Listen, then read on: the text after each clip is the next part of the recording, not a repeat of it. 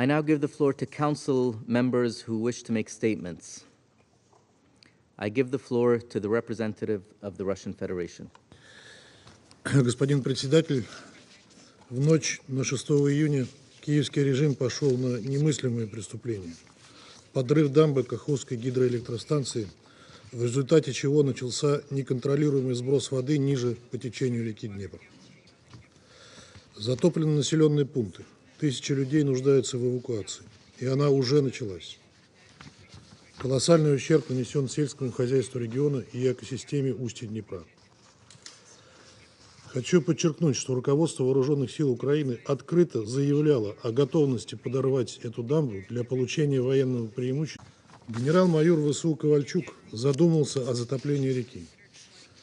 Украинцы, по его словам, даже нанесли пробный удар из «Хаймерс» по одному из шлюзов Новокаховской плотины, проделав 3 пробоины в металле, чтобы посмотреть, сможет ли вода Днепра подняться достаточно, чтобы заблокировать российские переправы, но не затопить близлежащие деревни.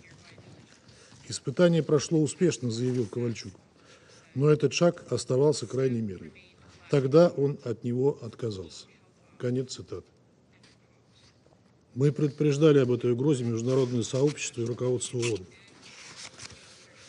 В конце октября 2022 года мы распространили в качестве официального документа Совета Безопасности ООН ноту поспредства о планах киевского режима по уничтожению Каховской ГЭС. Сожалеем, что наши призывы к генсекретарю сделать все возможное для предотвращения этого ужасающего преступления не были должным образом приняты во внимание. На этот раз киевский режим, ощущая свою полную безнаказанность и при поощрении западных кураторов, решил осуществить свой террористический замысел. Убеждать кого-либо в том, что украинский конфликт якобы стал следствием неспровоцированной агрессии России, становится все труднее. Сегодня уже только США и их ближайшие союзники по-прежнему пытаются отрицать то, что западные покровители долго и целенаправленно готовили Украину к войне с Россией после антиконституционного майданного переворота, кощунственно игнорируя 9-летнюю войну майданной власти со своими русскоязычными жителями на востоке и юго-востоке страны, унесшую жизни тысяч мирных граждан, остановить которую и была прежде всего призвана специальная военная операция России на Украине. Мы уже видим скоординированную информационную, а точнее дезинформационную кампанию, слышим заявления, несущиеся с Запада и, разумеется, из Киева, и наверняка услышим сегодня в этом зале о том, что плотину Каховской ГЭС подорвала Россия. Эти заявления в духе той ущербной логики, которая приписывает нам самообстрелы Запорожской атомной электростанции или подрыв Северного потока. От таких, в кавычках, выводов веет шизофренией, может быть, даже не латентной. Предпринятая Киевом преднамеренная диверсия против объекта критической инфраструктуры носит крайне опасный характер и, по сути, может быть отнесена к разряду военных преступлений или терактов. Атаки на объекты, содержащие опасные силы, прямо запрещены международным гуманитарным правом. Причем дамбы отдельно упомянуты в статье 56 первого доп. Протокола к Женевским конвенциям 1977 года. Диверсия Киева преследует 2 очевидные задачи. Во-первых, привлечь себе максимальное внимание с целью создания благоприятных возможностей для перегруппировки подразделений ВСУ и продолжения широко разрекламированного контрнаступления, которое явно захлебывается и не достигает поставленной Киевом цели. По информации нашего Минобороны, Киев приступил к сооружению на правом берегу Днепра оборонительных позиций, что говорит о намерении украинских сил перейти к обороне. Вторая задача сегодняшней атаки заключается в нанесении максимального гуманитарного ущерба населению обширных территорий, что неизбежно влечет за собой уничтожение крупного объекта водно-энергетической инфраструктуры. В настоящее время властями Херсонской области Российской Федерации проводится эвакуация населения из подверженных затоплению районов. Подрыв ГЭС уже привел к экологической катастрофе. Затапливаются десятки населенных пунктов ниже по течению Днепра, мелеют Каховское водохранилище и Северо-Крымский канал, снабжающий водой Крымский полуостров. Иными словами, Киев в очередной раз вознамерился отомстить крымчанам за их выбор в пользу России, оставить без воды население Крыма. Не исключаем также в этом и подспудную попытку провокации в отношении Запорожской атомной электростанции. Одновременно киевские власти значительно увеличили сброс воды из Днепропетровской ГЭС. Это ведет к еще большему затоплению территорий, что свидетельствует о том, что данная диверсия планировалась заранее с целью нанесения максимально тяжелых последствий для населения региона. Исходим из того, что преступный киевский режим и упорно накачивающие его оружием западные покровители несут всю полноту ответственности за разворачивающуюся трагедию. Данный акт можно рассматривать в качестве продолжения системной тактики киевского режима с 2014 года, которая заключается в нанесении ударов по сугубо гражданским объектам с единственной целью – запугать мирное население. Это прямо запрещено статьей 51 того же дополнительного протокола. Использование террористических методов уже стало официальной тактикой киевского режима, который этим откровенно бравирует. На его счету подрыв Крымского моста, убийство Дарьи Дугиной и Владлена Татарского, покушение на Захара Прилепина. Глава военной разведки ВСУ Кирилл Буданов открыто заявляет о планах по дальнейшему террористическому уничтожению россиян. Ни слова осуждения этих шагов от западных делегаций не прозвучало. У киевского режима хорошие учителя, на счету которых и взорванный Северный поток, и целенаправленные удары по плотине от Тапка в Сирии. Запад привык делать грязную работу чужими руками. Но в этом случае спрятаться за недееспособный киевский режим не получится. Мы прекрасно понимаем, кто на самом деле планирует, готовит и санкционирует проведение диверсий подобного масштаба. Вызывает глубокое недоумение, что секретариат ООН каждый раз открещивается от осуждения атак киевского режима, ссылаясь на недостаток информации. Как, например, по поводу обстрелов ВСУ Запорожской атомной электростанции. Хотя всем очевидно, с какой стороны они происходят. В то же время руководство секретариата не стесняется тиражировать политизированные выводы о том, что якобы все подобные преступления – следствие действий России на Украине. Это недопустимое отклонение от принципа объективности и беспристрастности, приписанное руководству секретариата ООН статьей 100 Устава ООН. Призываем генерального секретаря ООН дать, наконец, объективную оценку террористическим действиям киевского режима и осудить их. Настаиваем на установлении всех обстоятельств варварской атаки на Каховскую ГЭС. Недопустимо, чтобы повторилась ситуация с трагедией в Буче или подрывом трубопровода «Северный поток». Благодарю вас. I thank the representative of the Russian Federation for their statement, and I now give the floor to the representative of Albania. Thank you, Mr. President. Let me also thank USG Griffiths for his briefing. Here we are, once more, with dreadful news coming from Ukraine. A huge hydropower electric dam in the temporary Russian-controlled part of southern Ukraine was blown up, unleashing a significant amount of water now flowing free through the dam and the hydroelectric power plant. You don't need to be a scientist to anticipate the huge consequences. The calculation of the damage or destruction of civilian property will need time, and experts warn already that it will definitely have extensive long-term ecological and environmental negative consequences, not only for Ukraine, but also for neighboring countries and regions. And USG Griffiths already gave us an initial grim picture of that. Not to mention also that as a result, the cooling procedures of the Zaporizhzhia nuclear power plant may be seriously affected. Colleagues, Ukraine has directly accused Russia for the destruction. We just heard Russia claiming the opposite. As the SG stated earlier this morning, the UN has not been able to independently verify the facts, but has clearly established that this is yet another catastrophic consequence of the Russian aggression in Ukraine. As we all know, there are two parallel wars going on. Russia's war of choice, that is killing civilians, committing crimes and destroying the entire country, and the propaganda war it's waging, trying to fool the world through a totally biased and intentionally distorted narrative, despite a serious recurrent issue of credibility. Let's look closer to it. How many times have we heard in January and February last year that Russia had no intention to attack Ukraine until it shamelessly did? How many times have we heard, including in this room, that everything happening since February 2022 is solely and entirely the fault of Ukraine, which we know it isn't? How many times have we heard that the despicable crimes committed in Bucha were staged? The UN Commission of Inquiry and other credible reports have concluded otherwise. Didn't we hear and list that Russia never attacked civilians, except for the 20,000 Ukrainians killed or wounded and those millions uprooted for their homes? Didn't they say that Russia never forcefully deported children to give them for adoption in Russia? The ICC and OSCE Moscow mechanism have proved otherwise and reached different conclusions.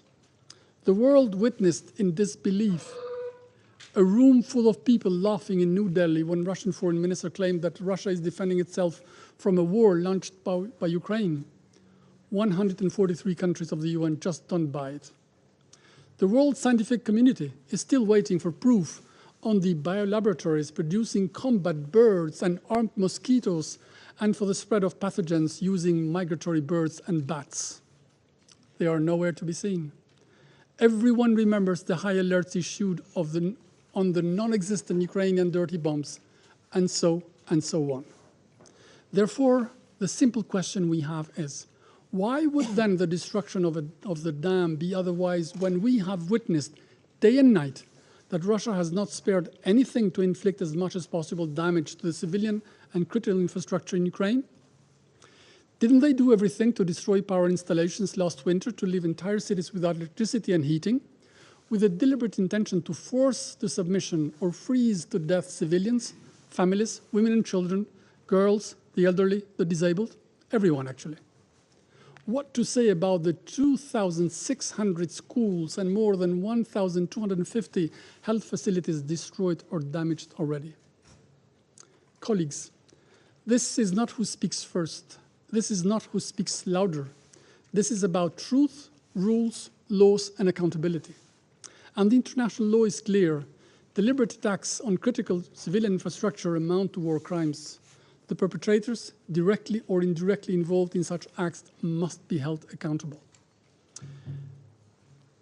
Whoever thinks that such acts, like others before it, despite their dire consequences, will affect the spirit of Ukrainians and deter them from fighting to defend and liberate their country should think twice.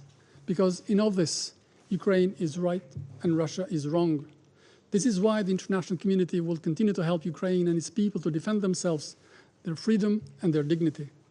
There is only one way to put an end to the consequences of this war, and that means the complete withdrawal of all Russian forces from the internationally recognized border of Ukraine and engaging in sincere talks in finding solutions through diplomacy. Anything else would be perpetuating what we have seen so far, madness. I thank you. I thank the representative of Albania for their statement. I give the floor to the representative of the United States. Thank you, Mr. President. And Undersecretary General Griffiths, thank you for your briefing. Today we have seen yet another tragic outcome of Russia's unprovoked, full-scale invasion of Ukraine. It is deeply alarming and concerning. The Kakhovka Dam, a crucial hydroelectric plant on the Dnipro River, was destroyed. Its destruction has caused devastating floods and impacted the lives and livelihoods of tens of thousands of Ukrainian civilians along the river. We are in close touch with Ukrainian authorities on providing assistance to the many civilians displaced and forced to flee their homes for safety. And we will continue to work with humanitarian partners on the ground to provide assistance. We regret the Council must meet on an urgent basis to discuss the destruction of the dam, which is yet another casualty in Russia's brutal, full-scale invasion of Ukraine. I want to make absolutely clear, it was Russia that started this war. It was Russia that occupied this area of Ukraine. And it was Russian forces that took over the dam illegally last year and have been occupying ever since. To be clear, deliberate attacks on civilian objects are prohibited by the law of war. As a party to Additional Protocol 1 to the Geneva Conventions, Russia has an obligation not to attack works or installations containing, quote, dangerous forces, including dams, unquote, if such an attack may cause the release of dangerous forces and severe losses among the civilian population. The international community is again confronted with the devastation, immeasurable human toll, and catastrophic damage to Ukraine's critical infrastructure caused by Russia's illegal war. The dam's destruction risks massive ecological devastation, as Ukraine's already badly damaged critical infrastructure must once again absorb a devastating blow. Those downstream are under flood risk. The water supply to southern Ukraine, including Crimea, is at risk. Agricultural lands will likely also be impacted, further disrupting food production and impacting global food security. The dam's destruction undermines the stability of Ukraine's power supply and could create additional challenges to maintaining safety in and around the Zaporizhzhia nuclear power plant. Although we understand the dam's destruction poses no immediate risk to the nuclear safety of the plant in the short term, we reiterate the IAEA Director General's call: Zaporizhzhia nuclear power plant's cooling pond, which draws water from the dam's reservoir, must maintain its integrity and access to water, which is essential for cooling the reactors and their spent fuel. We call on Russia to reconnect the sensors that automatically report data to Ukraine's civilian regulators and to allow the IAEA to ensure the international community has reliable information on any radioactivity around the plant. While investigations are underway, I will say again, the latest humanitarian, agricultural, energy, and environmental crisis would not even exist had Russia not launched its brutal war against Ukraine. Russia's full-scale invasion continues to put innocent lives at risk and decimates the infrastructure, livelihoods, and safety of the Ukrainian people. The United States will continue to work with the international community to hold Russia to account for its aggression. We will continue to support Ukraine to defend itself in the face of the Kremlin's brutality. The way forward is clear. Russia must withdraw its troops from Ukraine's internationally recognized borders. It must end this war, and it must end the untold human suffering it has wrought. Thank you, Mr. President. I thank the representative of the United States for their statement. I give the floor to the representative of the United Kingdom. Thank you, President. And I'm grateful to Undersecretary General Griffiths for his briefing. President, the destruction of the Nova Kakhovka Dam is truly an abhorrent act. The United Kingdom stands in solidarity with Ukraine and the thousands of Ukrainians who are tonight evacuating their homes or facing terrible damage to their livelihoods or water supply. We stand ready to support Ukraine and all those affected by this catastrophe. And we are already working with humanitarian partners on the ground to supply aid. The UK has helped support them to pre-position supplies in case of an emergency like this. As we've heard, this act has put thousands of civilians in danger and is causing severe environmental damage to the surrounding area. Flooding threatens to contaminate water supplies and vital natural habitats. Vast swathes of agricultural land and electricity supplies are also at risk. And this in turn threatens food production and the international food trade. President, this is the latest of many tragic consequences of President Putin's war, which will bring further terrible suffering to the people of Ukraine. We have seen Russia indiscriminately attack civilians and critical civilian infrastructure time and time again in this war. If Russia proves to be responsible, it would be a new low in its conduct of this brutal war. We will continue to carefully assess the evidence in the coming days, but let me repeat what we've said throughout. Now is the time for President Putin to withdraw all his forces from Ukraine's sovereign territory and bring his war of aggression to an end. Thank you. I thank the representative of the United Kingdom for their statement, and I give the floor to the representative of Ecuador.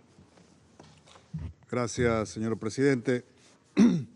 Agradezco también la urgente convocatoria de esta reunión y agradezco la exposición informativa del secretario general adjunto de Asuntos Humanitarios y coordinador del socorro de emergencia, señor Martin Griffin. Expresamos nuestra más enérgica condena por la destrucción de la represa Nova Kakhovka en la región ucraniana de Kherson, que de acuerdo con el Comité Internacional de la Cruz Roja constituye uno de los daños más significativos contra la infraestructura crítica en Ucrania desde el inicio de la agresión militar de Rusia en febrero de 2022. El impacto de esta destrucción es alarmante. Es alarmante por sus consecuencias ecológicas, económicas y humanitarias. Las evacuaciones de gran escala, la devastación, la pérdida de hogares y la afectación de servicios sanitarios vitales son deplorables. Nos preocupa también cuánto durará el impacto de esta destrucción sobre las personas y sus medios de subsistencia. Lamentamos que esto ocurra cuando hace solo 2 semanas celebramos en este Consejo la reunión sobre la protección de civiles en el contexto del 5º aniversario de la Resolución 2417. Con más de 700 instalaciones de infraestructura crítica dañadas o destruidas por la guerra, se sigue precarizando la vida y el acceso a servicios básicos, lo que afecta especialmente a las mujeres, niñas y niños. Reiteramos, señor presidente, el carácter central de la rendición de cuentas para que ningún ataque contra una estructura civil quede en la impunidad. Recordamos que las partes deben cumplir con las obligaciones que derivan del derecho internacional humanitario y que las represas deben gozar en todo momento de protección especial por el riesgo que su afectación supone para la población civil. Lamentamos que debido a la situación administrativa provisional de facto, producto de la invasión y de la ocupación militar, se vean afectadas las capacidades de mitigación y respuestas en la zona de la represa. Respaldamos el llamado del secretario general Antonio Guterres para un acceso humanitario seguro y sin trabas que facilite una respuesta oportuna.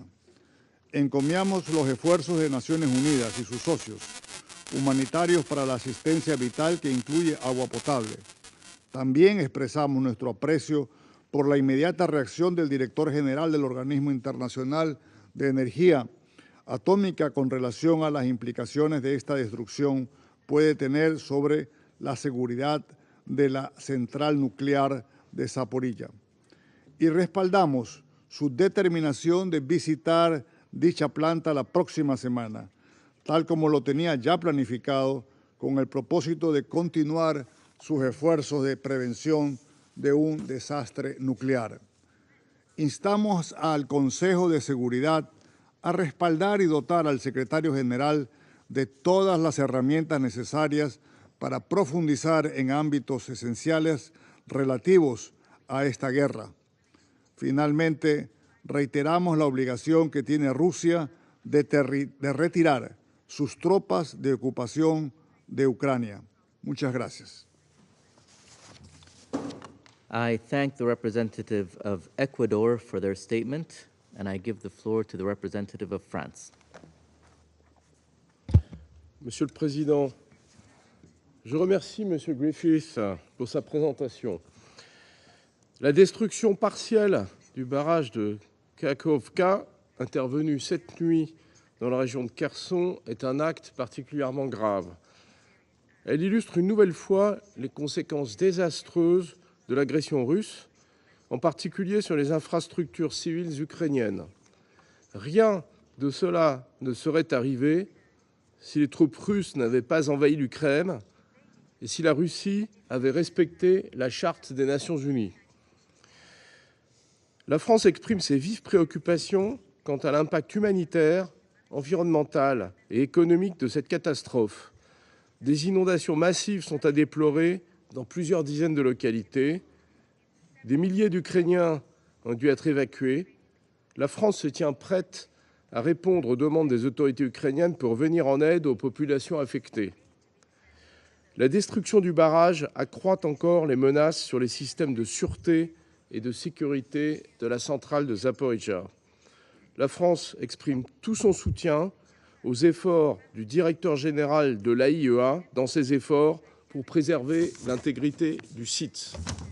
La France appelle une nouvelle fois la Russie à retirer complètement, immédiatement et inconditionnellement ses forces armées de l'ensemble du territoire ukrainien.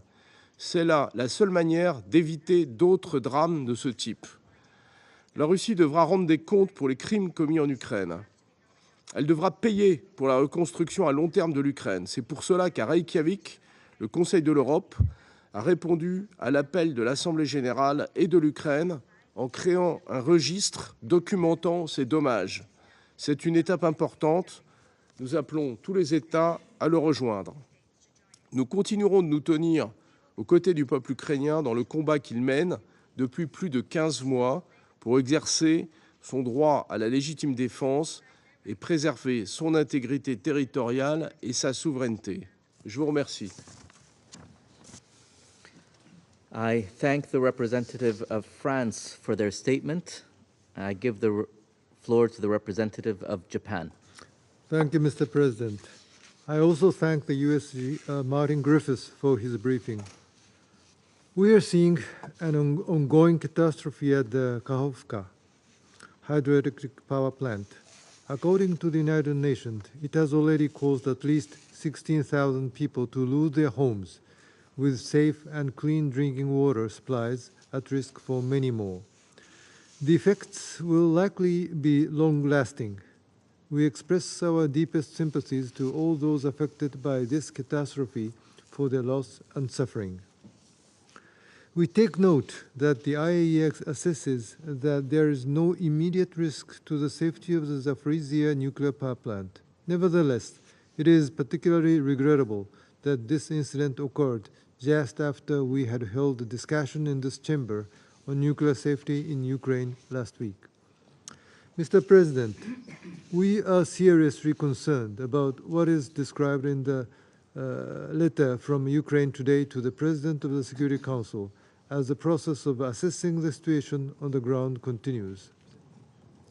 What is clear is that this would not have happened if Russia had not launched its aggression against Ukraine in the first place.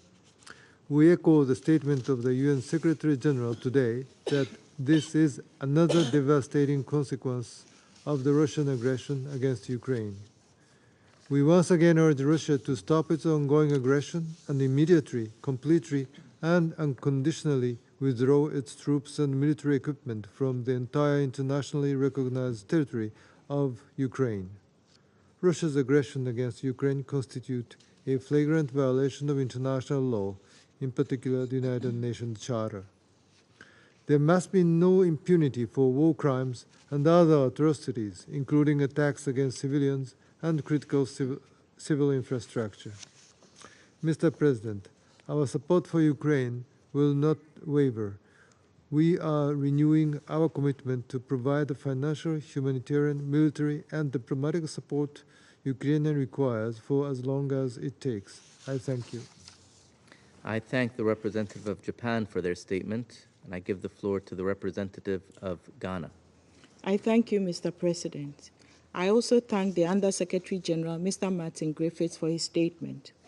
My delegation is deeply alarmed by emerging reports of extensive damage to the Kachowka hydropower plant and its consequential flooding of several settlements in the Kherson region. We are particularly concerned by the further disruptions to the lives of civilians in the region and those that rely on the dam for energy and water supply. We are equally concerned by the immediate and long-term ecological and economic fallout, as well as the possible risk to the Zaporizhzhia nuclear power plant. It is important that the circumstances surrounding the damage to the dam are independently verified to prevent future occurrences and ensure accountability where necessary. We urge restraint by the parties from further actions that could risk the safety and security of other highly sensitive infrastructure, which, if compromised, could bring catastrophic consequences for the people of Ukraine and beyond. We further urge the parties to comply with the obligations under international humanitarian law, requiring conflicting parties to ensure distinction, necessity, proportionality, and humanity. As we understand from the unfolding situation, many people are likely to be displaced by the flooding, and therefore we welcome the United Nations' immediate deployment of humanitarian support in coordination with the government of Ukraine, as indicated by the Secretary General. In this regard, we reiterate the call for humanitarian access to all affected settlements and communities. It is important to acknowledge that this unfortunate development is taking place in the context of the Russian Federation's unjustified aggression against Ukraine, and without an end to the war, all other critical infrastructure in Ukraine remain at risk of accidental or deliberate damage. Mr. President, we re-echo the appeals for peace and the immediate cessation of hostilities by the Russian Federation's unconditional withdrawal of its troops from the internationally recognized borders of Ukraine. Finally, it is my delegation's expectation that the Council will be provided with more clarity on the situation. I thank you. I thank the representative of Ghana for their statement, and I give the floor to the representative of Gabon. Je vous remercie, Monsieur le Président. Je remercie également le secrétaire général adjoint pour son exposé édifiant. Il y a exactement une semaine, jour pour jour, que le Conseil se réunissait ici sur le risque imminent encouru par la centrale nucléaire de Zaporijia suite à sa déconnexion du réseau électrique national. Le directeur général de l'AIEA, dans son exposé des faits, aux membres du Conseil, a appelé les belligérants à la retenue et à la désescalade et présenté les 5 principes pour garantir la sûreté et la sécurité nucléaire.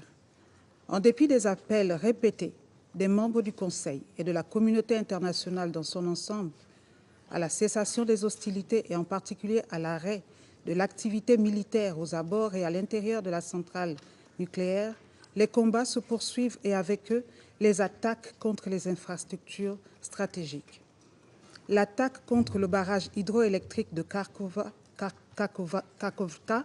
situé dans la région de Kherson, est un acte qui ajoute à l'incertitude quant à la sécurité et la sûreté de la centrale nucléaire de Zaporijia, qui en tire une partie de l'énergie servant au refroidissement de ses réacteurs.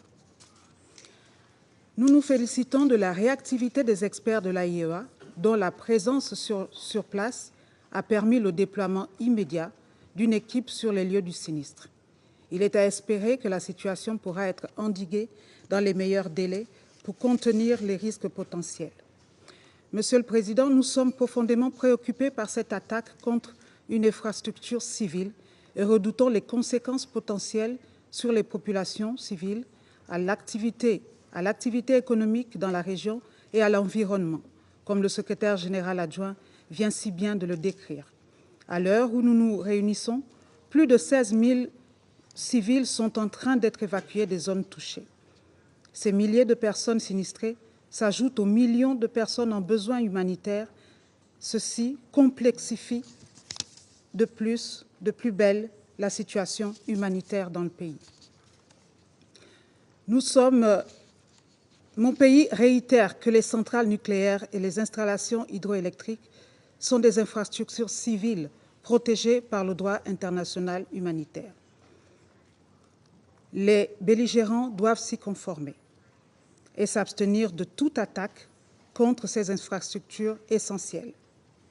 Nous réitérons également notre soutien à l'AIEA et reconnaissons son rôle de premier plan pour le maintien de la sûreté et de la sécurité des installations nucléaires et exhortons les parties à coopérer pleinement avec l'AIEA.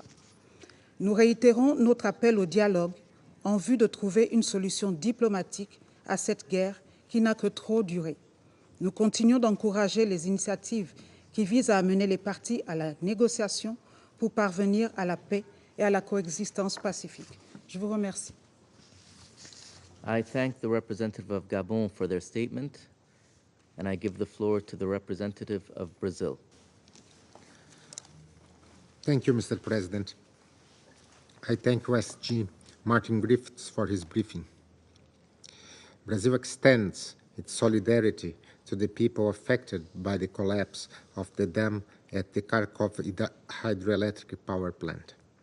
In view of the seriousness of the incident and its potential consequences, we consider evacuation efforts in the areas downstream of the Dnieper River to be a priority and urge the parties to the conflict in Ukraine to facilitate access for rescue teams and humanitarian workers.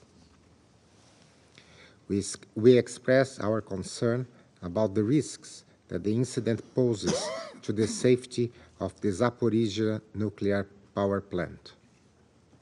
Even though the IAEA considers that there is no immediate danger, the possibility that the rupture of the dam affects the supply of water for cooling reactors and nuclear waste is a reminder of how close we may be to a nuclear catastrophe.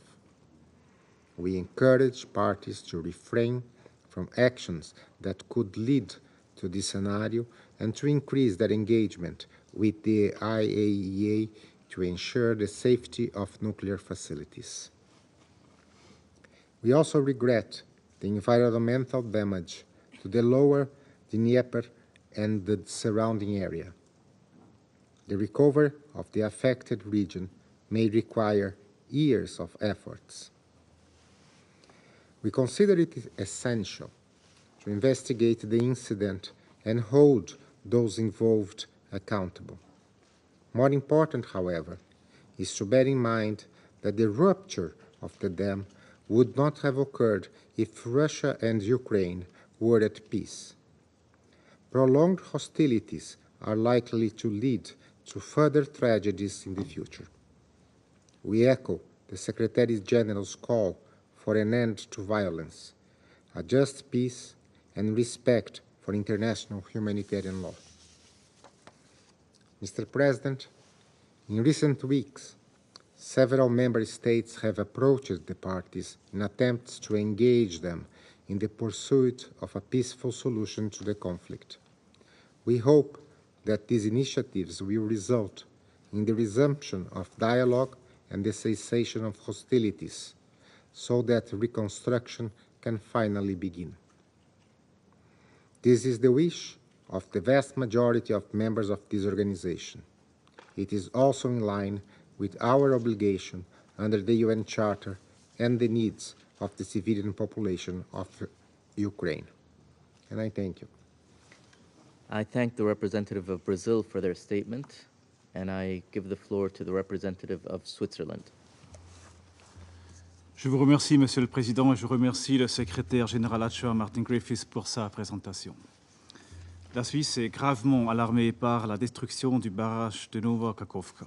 Les développements de ces dernières heures alourdissent encore le fardeau d'une population qui souffre de l'agression militaire de la Russie contre l'Ukraine.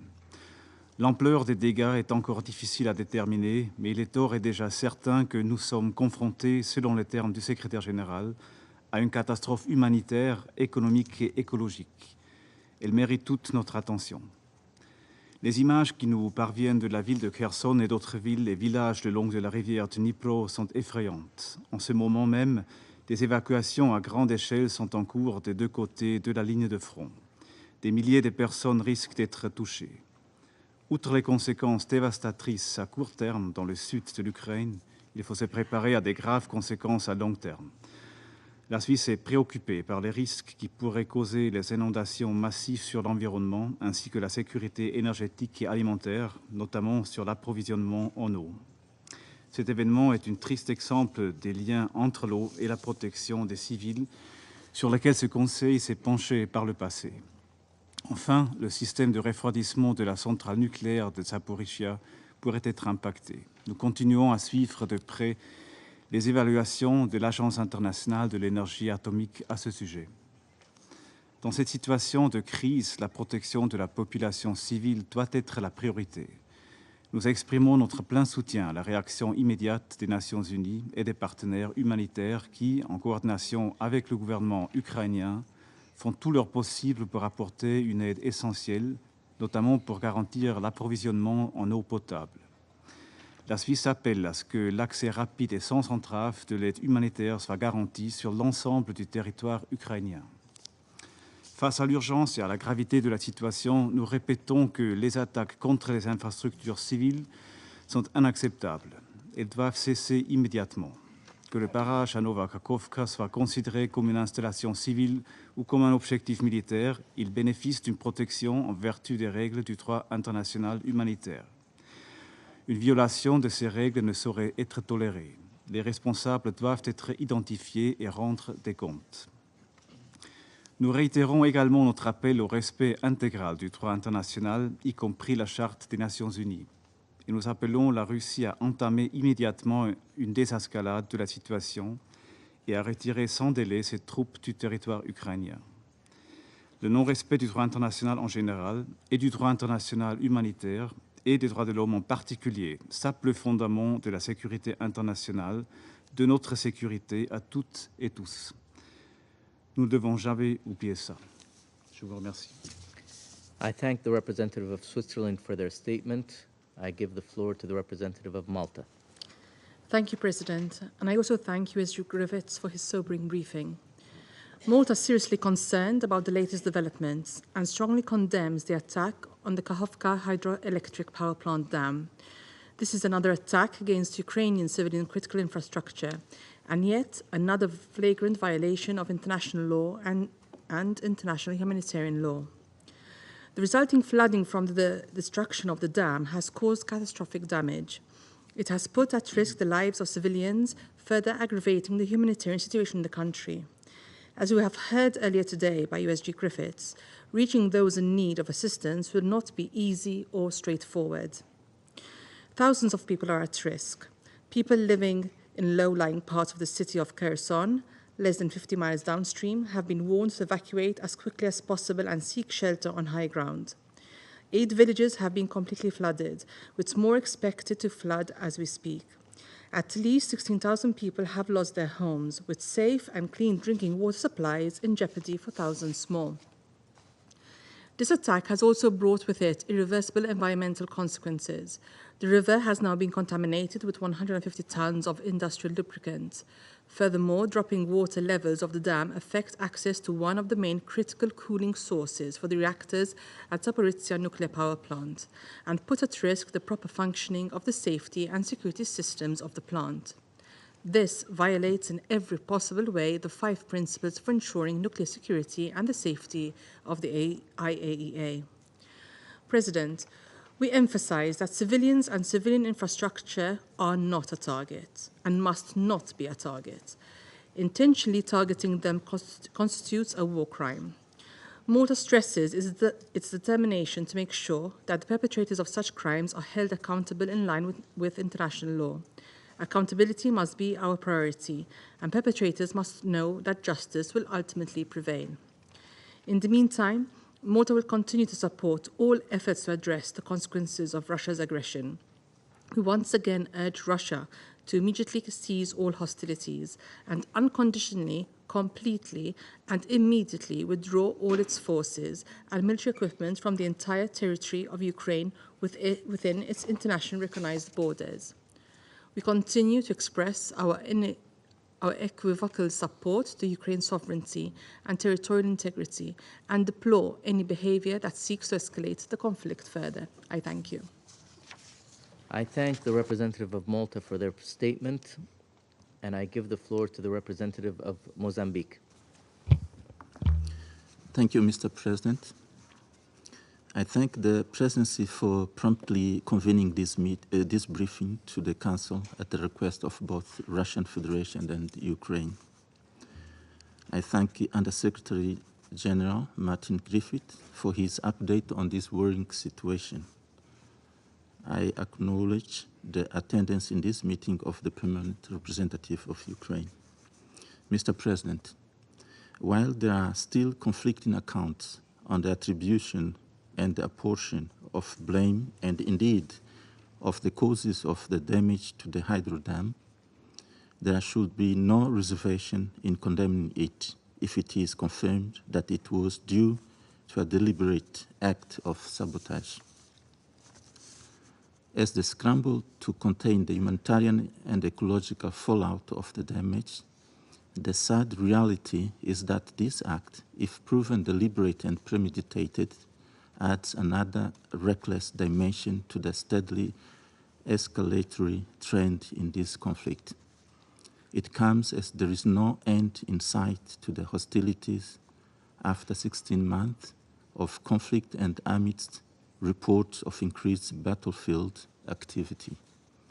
Mozambique warns of the global repercussion of the looming environmental disaster, particularly to populations and ecosystems in the immediate vicinity of the incident, but also to an already strained global food and grain supply chain. Mr. President, the deliberate weaponization and targeting of civilian infrastructure in times of war is a violation of international humanitarian law, as repeatedly stated by various Council products and relevant international treaties, such as the Additional Protocol 1 of 1977 of the Geneva Conventions, which I quote, prohibits methods of warfare that are intended or may be expected to cause widespread, long-term, and severe damage to the natural environment, end of quote. Parties must know that they should be accountable for these acts. Mozambique recognized the importance of both parties, calling the Council's attention to the ongoing emergency. However, we remain steadfast in our appeals at them to resume direct negotiations aimed at finding a lasting solution consistent with the UN Charter. Mozambique warned last week against the risk of misunderstandings, miscalculation, and collateral damage ever present in this conflict amongst erstwhile neighbors and brothers. In conclusion, we strongly reiterate our call for the immediate cessation of hostilities and the return to direct negotiations between the parties as a matter of urgency. I thank you. I thank the representative of Mozambique for their statement, and I give the floor to the representative of China.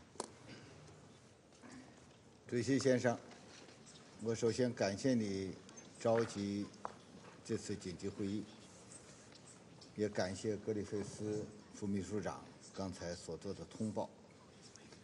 在武装冲突中保护平民和关键民用设施是国际人道法规定的一项重要原则。我们对卡赫夫卡水电站堤坝被破坏表示严重关切，对由此造成的人道、经济和生态影响深感担忧。我们呼吁所有冲突当事方遵守国际人道法，全力保护平民和民用设施安全。堤坝决口已经造成洪水泛滥，大量人口需要紧急转移，超过数万人的饮水可能面临困难。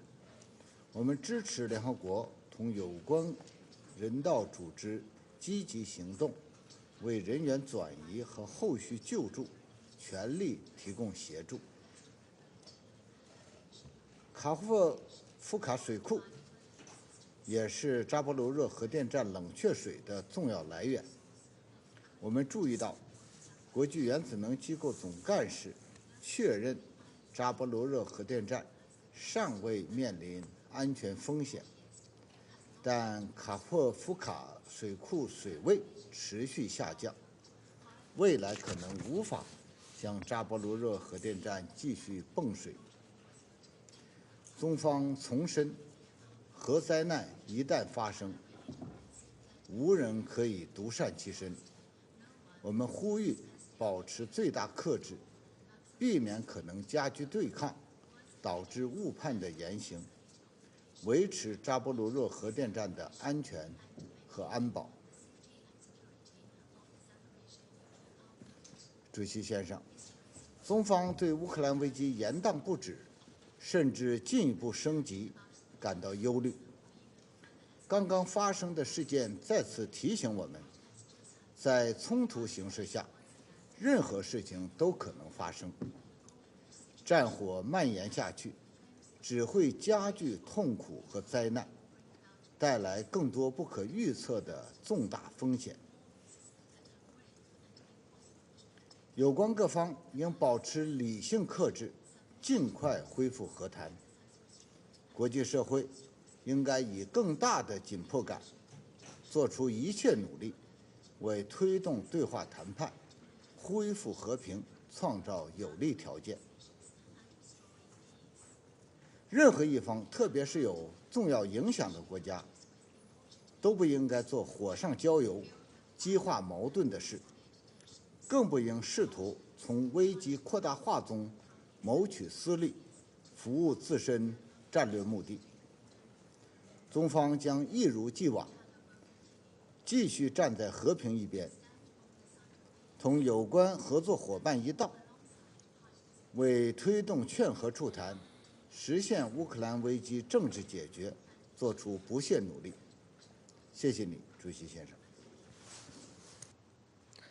I thank the representative of China for their statement. I shall now make a statement in my capacity as the representative of the United Arab Emirates. I would like to thank Undersecretary General Griffiths for his valuable briefing today. The destruction of parts of the Kachovka hydroelectric power plant and dam has led to large-scale flooding from the reservoir with wide-ranging and serious consequences.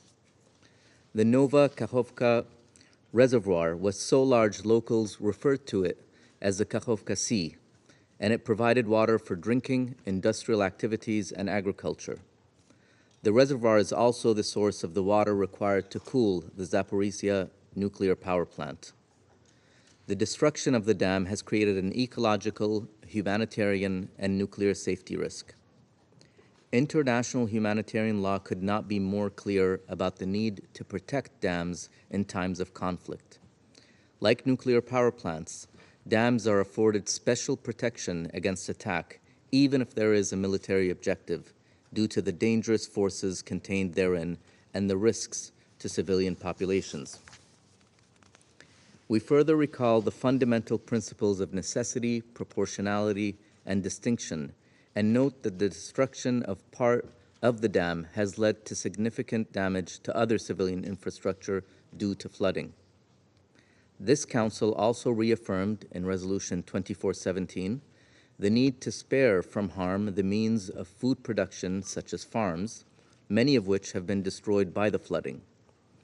All parties must comply with their obligations under international law. The destruction of the dam also increases the risk of an unimaginable nuclear accident. The Nova Kachovka reservoir played a crucial role in cooling the Zaporizhia nuclear power plant. According to the IAEA, the plant is now relying on the backup cooling pool for this critical function. Since the start of this war, the world has narrowly avoided nuclear disaster more than once. This act has only further increased the risks. As an immediate step, we encourage all parties to work with the IAEA to ensure that the cooling mechanism is functioning and that there are appropriate backup systems in place. We also urge all parties to cooperate with the IAEA to de-escalate the situation in the area of the plant and ensure its long-term safe functioning. The humanitarian consequences of the destruction of the dam are significant. Already 16,000 people, including thousands of children, are reported to have been forced to evacuate their homes, and evacuations continue, including in parts of Kherson city.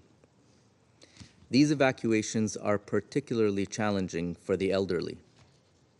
We've heard from Undersecretary Griffiths that 40 villages are already submerged or partially submerged, with more at risk. The town of Nova Kachovka is already submerged. There are reports of water contamination and civilian water systems being damaged.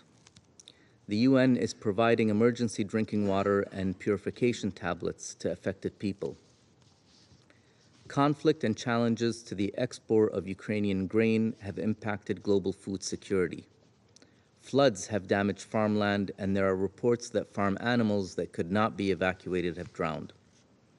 The damage to a productive farming region puts further strain on an already challenged global food system.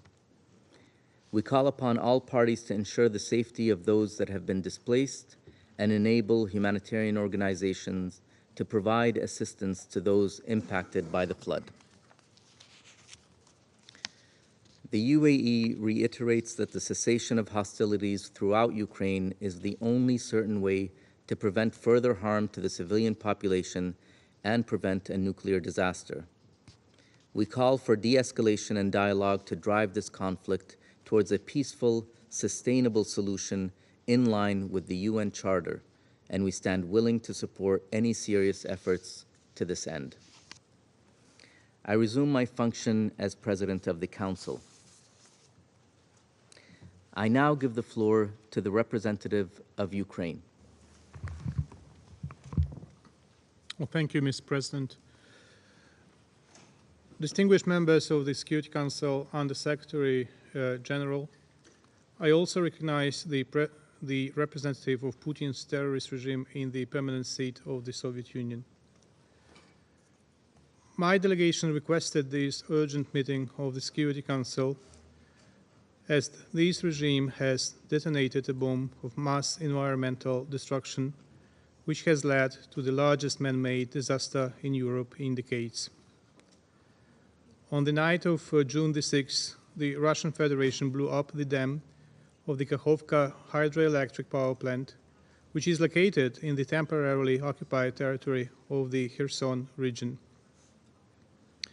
This is a terrorist act against Ukrainian critical infrastructure that aims at causing as many civilian casualties and as much destruction as possible. By resorting to scorched earth tactics, or in this case to flooded earth tactics, the Russian occupiers have effectively recognized that the captured territory does not belong to them and they are not able to hold these lands. The terrorist attack on the Kakhovka HPP was previously discussed intensely at the level of the occupation forces in the Kherson region.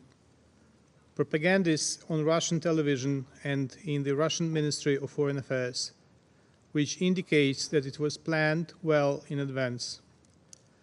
The letter circulated by Putin's envoy last October was an element of this ground-setting strategy.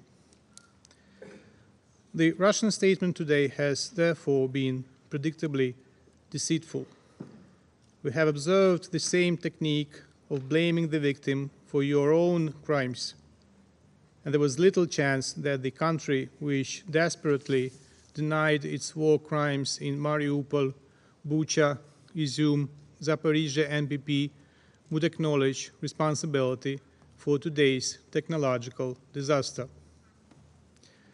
Let me note that Russia has been controlling the dam and the entire Kakhovka HPP for more than a year.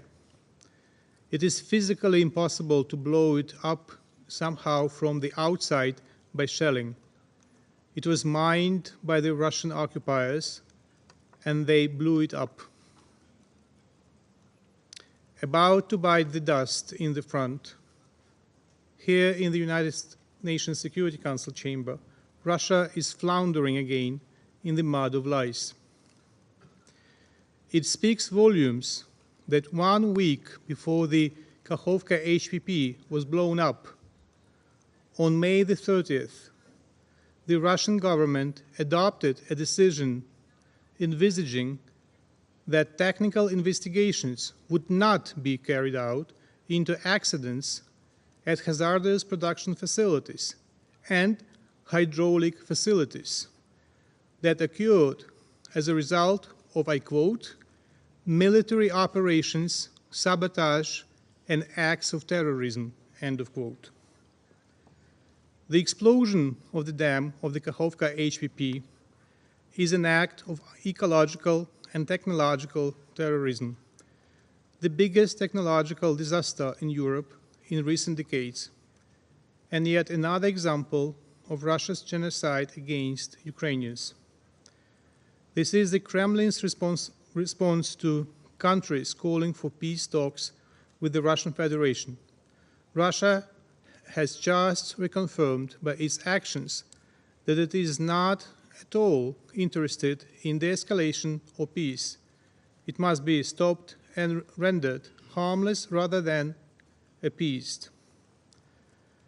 And that is why Russia's defeat, a defeat that we'll ensure anyway, will be the most significant contribution to the security of our region and the entire world. President, the dam that the Russian Federation blew up held more than 18 million cubic meters of water.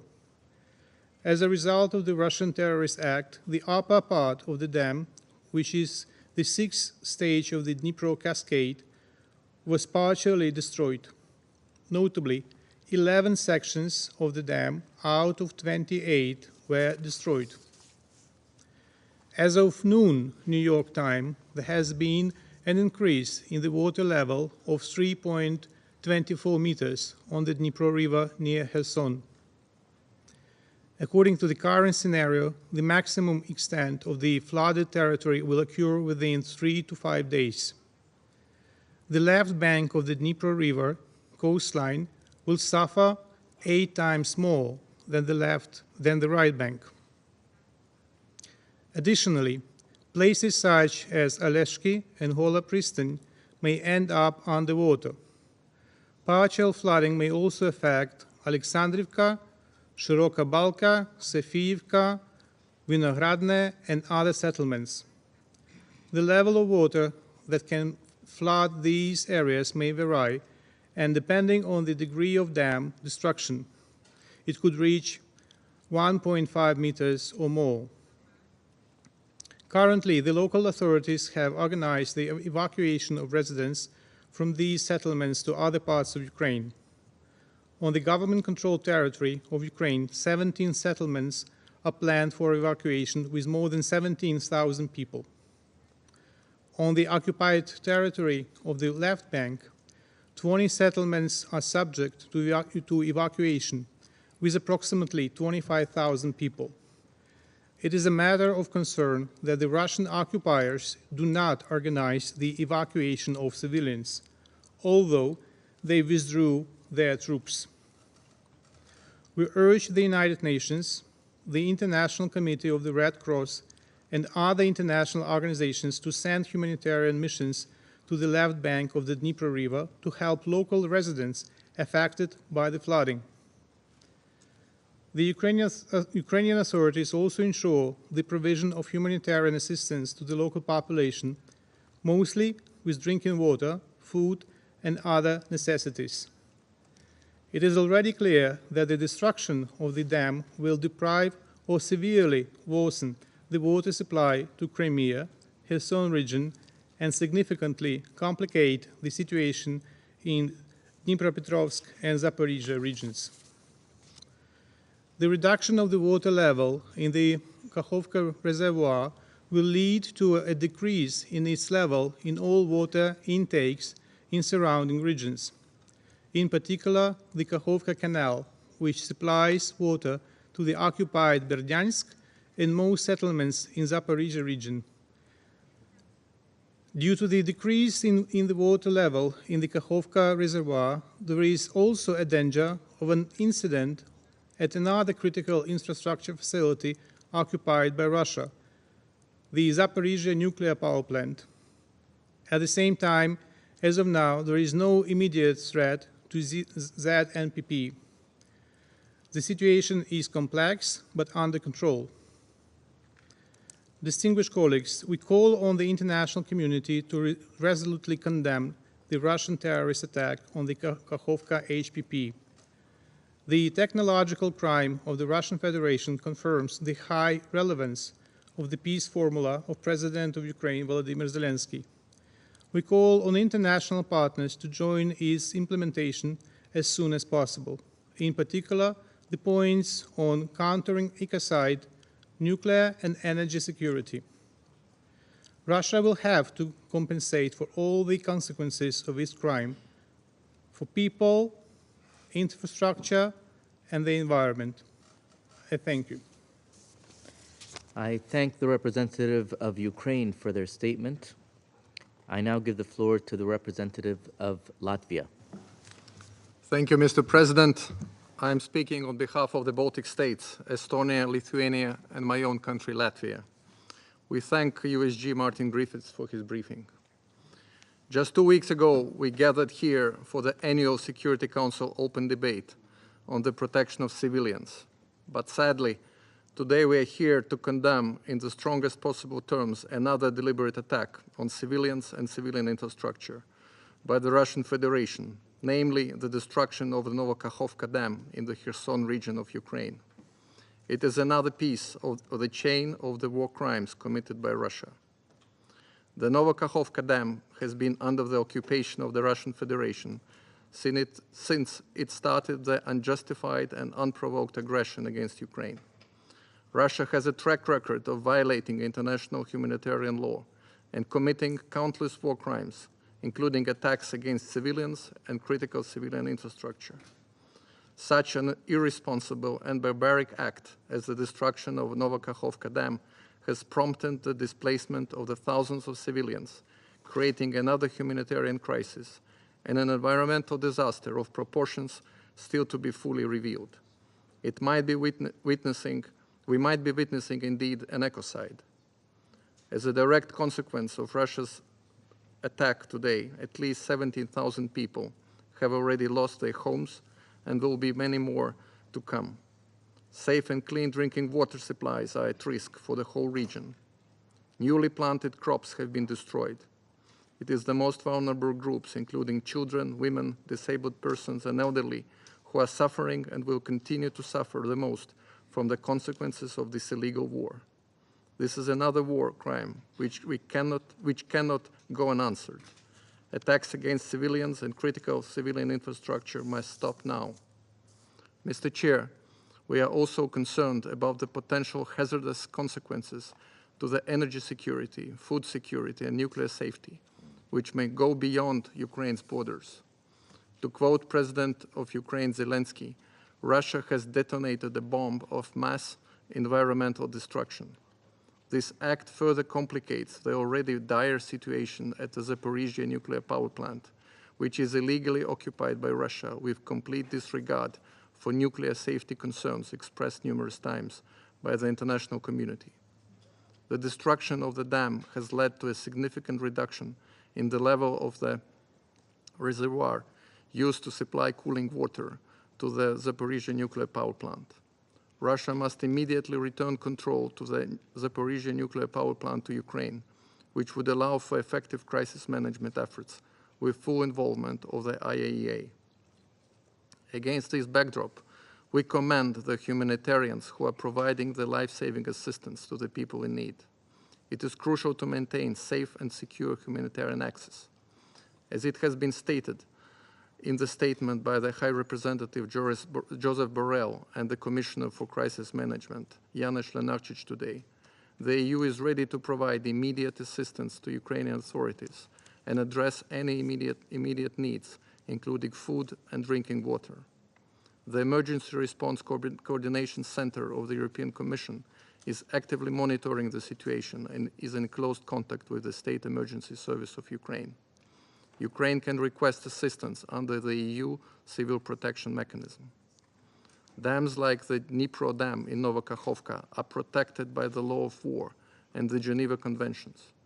Destroying it is considered a grave violation of Article 56 of the Additional Protocol 1 and would amount to a war crime. The international community simply must not allow the Russian Federation to cause yet another disaster with catastrophic consequences. Russia must bear responsibility for the devastating consequences for thousands of innocent civilians and civilian infrastructure.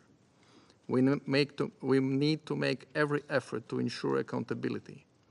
Launching the International Register of Damage caused by the aggression of the Russian Federation against Ukraine of the Council of Europe is a concrete step in this direction.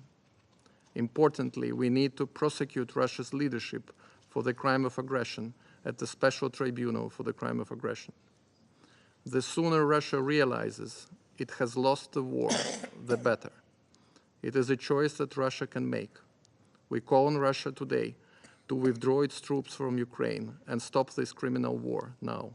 I thank you, Mr. President. I thank the representative of Latvia for their statement. I give the floor to the representative of Poland. Mr. President, allow me to start by thanking you for convening this urgent meeting, as well as Undersecretary Martin Griffiths for his briefing. The issue at hand is of particular importance for Poland, a country that is an immediate neighbor of Ukraine. The consequences of the ongoing war, including humanitarian emergency and environmental disasters, affect also my country, as a witness of the sufferings of the Ukrainian people and hub of international humanitarian assistance. Poland strongly condemns the blowing up of the dam spanning at the Dnipro River in Nowa Kachowka. It is yet another outrageous act of Russian barbarity in the Ukrainians' occupied territories, a grave violation of basic norms of humanitarian and environmental protection law, and an apparent war crime. This act poses a direct threat to the lives of civilians living along the Dnipro banks downstream from the dam and to the operation of the Zaporizhzhia nuclear power plant. It also brings the prospect of an environmental disaster with unprecedented consequences of the regional scale, which will reverberate across Europe. The attack intensifies material losses and will result in further forced displacement of the local population on a mass scale. It is a clear violation of all our efforts to highlight the importance of the climate and security nexus, nuclear safety, civilian protection in armed conflicts, including children and women, and the protection of the critical infrastructure. All these topics have been or are in the program of works of this Security Council in these months. Mr. President, Poland will make every effort to hold Russia accountable before the international community and to punish the perpetrators of the criminal act, and will insist on through relevant international institutional and legal mechanisms, including humanitarian and environmental ones. As we have repeated many times in this chamber and beyond, in order to stop the various threats and risks discussed by this Council, Russia must immediately stop the war of aggression, and Ukraine deserves every assistance needed. We call on the Security Council members and the broader international community to stand by the values and norms of international law and those lead us to the just peace. Thank you for your attention. I thank the representative of Poland for their statement. There are no more names inscribed on the list of speakers. The meeting is adjourned.